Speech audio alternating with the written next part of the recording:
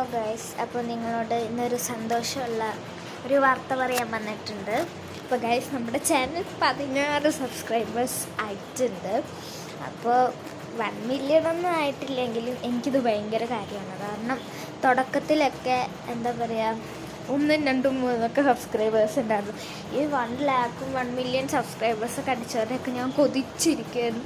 എനിക്കെന്താ ഇതൊന്നും ഇല്ലാത്ത. അപ്പോൾ 16 സബ്സ്ക്രൈബേഴ്സ് കിട്ടിയപ്പോൾ എനിക്ക് 1 മില്യൺ കിട്ടിയതിൻ്റെ തുല്യമാണ് ഗൈസ്. അത്രയും സന്തോഷമുണ്ട്. അപ്പോൾ സബ്സ്ക്രൈബ് ചെയ്ത എല്ലാവർക്കും നന്ദിയുണ്ട്.